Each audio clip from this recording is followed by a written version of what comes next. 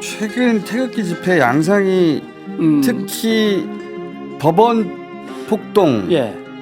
기점으로 저 20, 30대 저 어디서 나왔지? 태극기 집회는 원래 노년층이 할아버지 할머니들이 많이 계시죠. 예, 그리고 그 특유의 분위기가 있거든요. 예. 약간 느슨하고. 갔다 온 사람이 우파 청년인데 글을 올렸어요. 할머니들은 다 어디 가시고 젊은 여성들은 왜 이렇게 또 많은 건가? 그러니까요. 어디서 갑자기 나타나지? 이 나라의 젊은 여성 우파가 이렇게 많았단 말인가? 진짜 광기로 가득 차고 새로운 물건들도 준비해서 소품도 여의도 맞아요. 집회처럼 흔들고 새로워졌다. 그 집회가 이날 집회는 그동안의 태극기 집회하고는 완전히 달랐어요. 예. 저도 이 영상 보면서 이거 오늘은 사실은 완전히 한 1년 전부터 뭐 이렇게 눈에 띄던 현상인데 제가 정리를 조금만 해보겠습니다. 아직 다 예. 드러나진 않았지만 일단 한 사람은 분명히 밝혀졌습니다. 정광훈 목사. 예, 전광훈 목사의 사랑제일교회의 전도사로 일하고 있는 이땡석 네. 이름이 다 나와버렸습니다만 이형석 전도사라고 얼굴이 이제 확인되는 과정이고 그거 7층에 올라가서 박차고 들어가가지고 예, 뭐 그분이 판사 찾아내 소리치면서 7층을 부수던 그 사람이죠. 이 사람은 자기 얼굴을 드러내놓고 했기 예. 때문에 또 유튜브를 운영하고 있기 때문에 고난 극복 TV라고 자기가 맞아요. 찍으면서 다닙니다.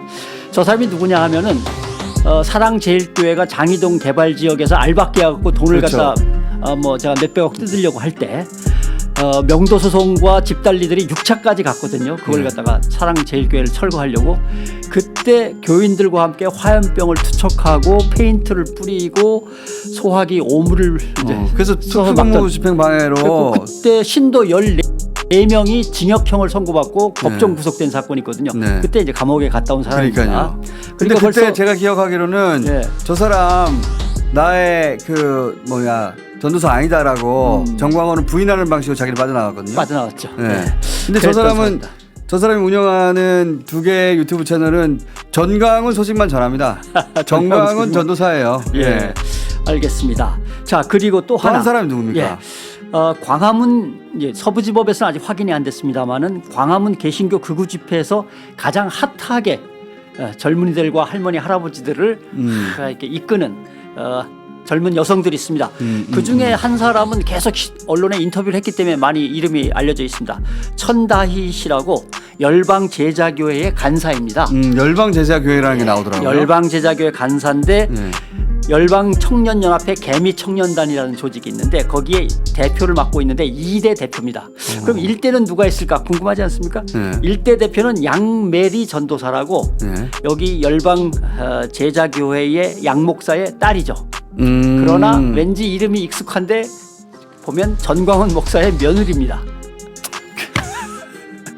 그렇게 하게 되는구나. 그러니까 사돈댁끼리 연합전선을 구축해서 윤석열 구하기에 나선 이제 셈이 된 거죠. 열방제자교회. 예, 열방제자교회 양목사의 딸인데 열방제자교회 양목사의 딸은 전광훈 목사의 아들과 결혼했습니다. 그렇게 되어 있습니다. 사돈지간이구나. 예, 사돈지간입니다. 그리고 자유마을은 뭡니까? 자유마을은 복잡합니다만은 전광훈 씨가 돈줄이 끊겼습니다. 장이동 개발 지역에서도 결국 패소하는 바람에 돈이 안 들어왔고 그 다음에 돈 많은 한국 개신교 교회 목사들이 손절하고 다 떠났습니다. 뭐 행동대장 맨 처음에 좀 시켜봤는데 전부 다 극우 정당 만드는데 그냥 힘을 쏟고 자기가 정당을 직접 만들었죠. 우리 돈 가지고서 엉뚱한 일을 하는 거 아니야?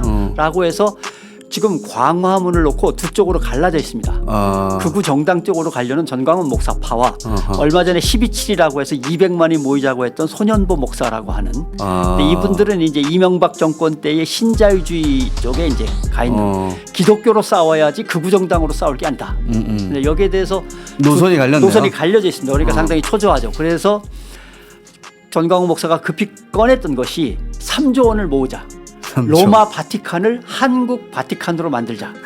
개신교가 지구촌을 지배해야지 왜 로마 바티칸 카톨릭이 지배하냐. 그래서 3조 원이 그게 껌값이지 돈이냐.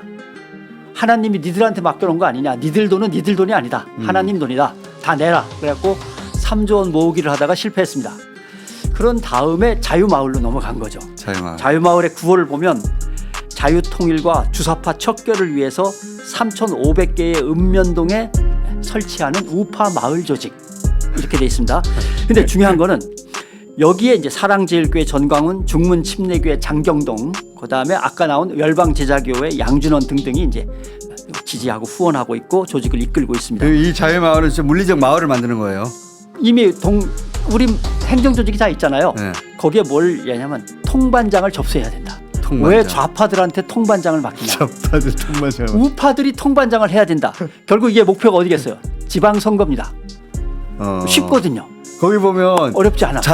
그 마을은 자유일보를 보고 그렇죠. 자유일보에 반드시 7대 규약을 지켜야 됩니다. 여기에 가입하려면 자유마을의 조직에 들어가려면 절대 유튜브를 반드시 구독하고 선교 카드를 카드. 카드. 저게 돈줄이야 보니까. 예, 신용카드를 바꾸라는 거죠. 이걸로. 신용카드를 이 자유마을 카드로 바꾸라는 거예요. 수수료는 내가 수수료는 가져가고. 그다음에 자유일보 정기 구독하고 네.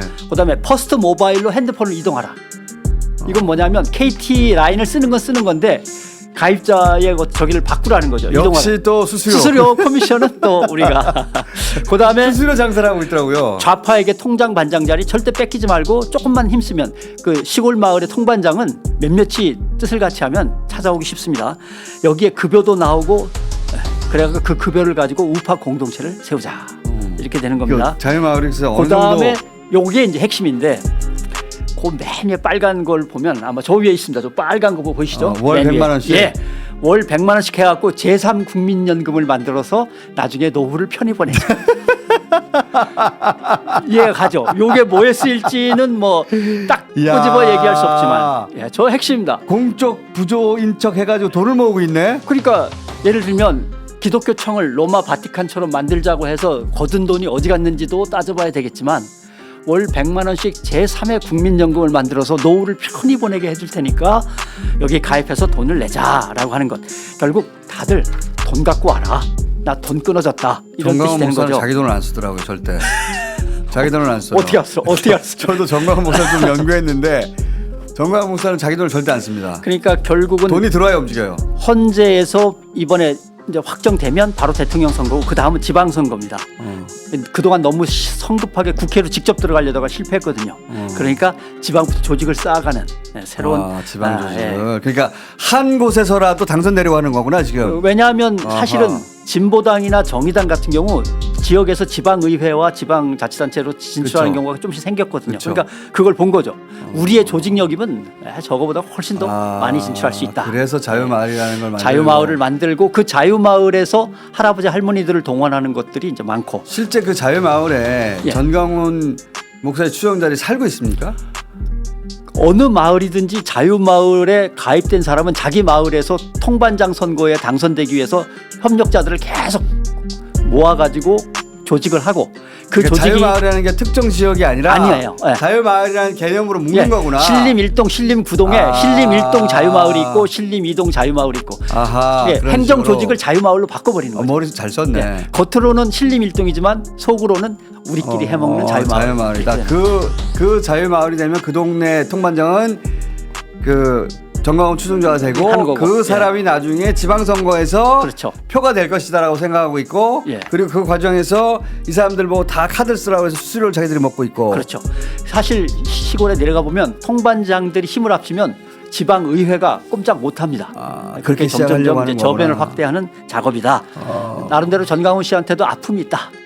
이해해 주시기 바랍니다. 야. 그래서 전광훈 씨 쪽에서는 그 다른 집회를 가지고 분열주의자들이라고 욕하고 있고 아하. 전광훈 씨 쪽에서는 그게 그거구나. 예, 분열주의자라고 제가 욕하고. 가끔씩 들여다 보거든요. 예. 도대체 어떻게 돌아가나 싶어서 근데 도대체 왜 싸우는 거지? 예. 이해가 안 갔는데 예. 그리고 그렇게. 저쪽에서는 전광훈을 향해서 정치밖에 모르는 극우주의자 이렇게 욕하고 있는 거고 지금 갈라져 있는 겁니다. 근데 이제 요새는 윤석열로 대동단결해서 함께 모이기도 하고 요즘은. 그런 셈이죠. 예. 그리고 또 하나 예. 그 신천지 관련해 가지고는 이 정권 출범하는 초부터 신천지 얘기 계속 나왔잖아요. 예, 예, 예. 근데 이제 대체로 수면 아래 있었어요. 근데 며칠 전에 노컷뉴스의 단독이었던가? 예. 예. 윤석열을 찍으라고 했다 지난 대선에서 예, 그런 보도도 있긴 했는데 지금 너무 조용하거든요. 신천지는 지금의 활동은 사실은 해외에 주력하고 있습니다. 거의 전 세계 한 50개국에. 왜냐하면 2011년 2년 때 벌이던 유학생 포섭 운동이 열매를 거둬가지고 열매를 얻었어요. 그동안 3년 5년 있다가 본국으로 갈 거 아닙니까? 예. 그때 이제 신천지 멤버들이 따라 들어가서 전 세계 각 곳에 이제 곳곳에 지파를 마련하고 있는데 지금 이게 왜 신천지가 안 드러나냐면 이만희 교주가 나이가 너무 많았고 이제 94세인데 분열돼 가지고 주도권이 없어요. 후계자가 후계자가 확정되지도 않은 상태에다가 여러 개의 각 지파가 12지파가 있고 중앙 본부가 있어갖고 각 파벌별로 각자 행동하는 거라고 합니다. 입장이 서로 다르고 조금씩. 그래서 신천지는 조직적으로는 드러나지 않는데 예를 들면 신천지와 관련 있는 천지일보는 천지일보라는 언론사로만 커도 먹고 살 수 있는 조직이 돼버렸고 대전은 대전, 광주는 광주대로 각자 도생의 길을 갖다 모색하는 중이어서 겉으로 드러나지 않는 거죠. 그 대신 이 국면에서 틀림없이 역할이 있을 근데 것도 이제 같은데. 신한국당, 한나라당 쭉 거치면서 그쪽을 계속 도왔다는 나름대로 진술들은 나오고 있는데 서류로 남아 있는 게 하나도 없습니다.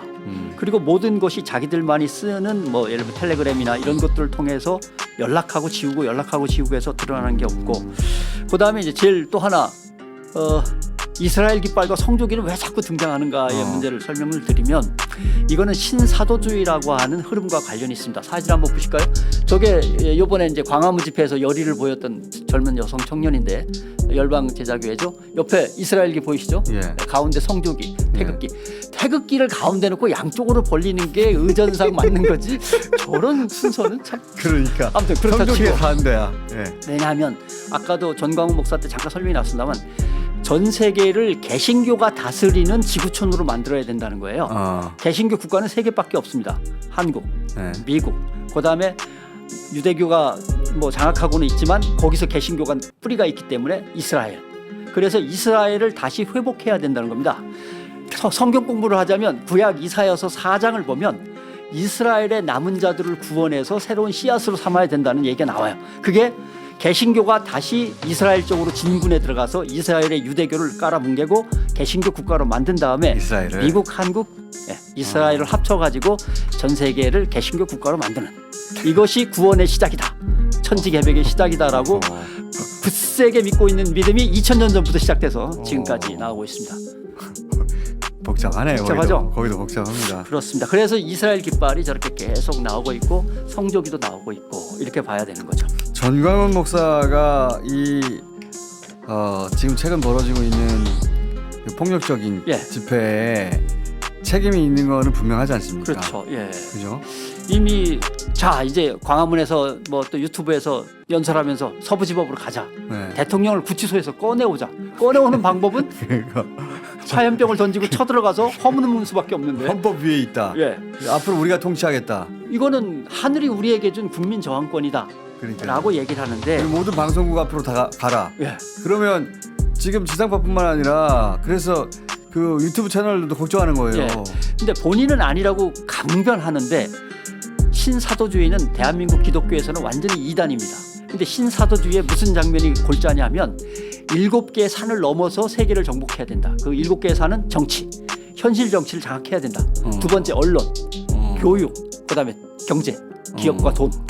이렇게 해서 7개의 산을 넘어서 그걸 정벌해 나간 다음에 새로운 세상을 열어야 된다라고 해서 그 이제 뭐라고 해야 될까요? 아무튼 세계 정신병이죠. 약간 망상에 가까운 겁니다만은 망상이죠. 이걸 이단으로 분명히 규정했는데도 은근히 많이 퍼져 있습니다. 한국 개신교 내에 그런 어려움이 있고 그러나 저항권은 헌법이 완전히 무너지는 위기일 때 그다음에 헌법의 존재 자체를 부인하는 세력들이 장악했을 때 그다음에 다른 구제 수단이 전혀 없을 때만 허용이 된다라고 해서 아주 제한적이고 나머지는 다 감옥 갈 거라고 대법원 판결 나와 있습니다. 한번 읽어볼까요? 그것만. 국회가 법률을 만들 때 혹시 입법 절차를 무시하는 하자가 있다 하더라도 이거는 저항권 행사의 대상이 되지 않는다. 이러한 입법 과정의 하자를 규탄하고 시정하려는 집회 시위는 절차에 따르지 않는 이상 그 죄책을 면할 수 없다. 대법원 판결입니다. 근데 이걸 갖다 전광훈이 사람들한테 하나님이 준 거고 어느 법보다도 위에 있는 게 국민 저항권이야 라고 하면서 법원으로 가 어디로 가 대통령을 구치소에서 꺼내와 이거를 따르다가는 다들 처벌해야 돼요. 정광훈 이제 수사에서 처벌해야 됩니다. 처벌 받아야 됩니다. 이 사람. 예, 이제 이렇게 밖에 내놓으면 너무 위험해요. 이제. 그다음에 자유마을이 꽤 조직이 됐습니다. 지금 몇십 개가 아니라 몇백 개 수준으로 가고 있다고 하는데 그 사람들이 결국 정말 전광훈을 중심으로 뭔가를 할 때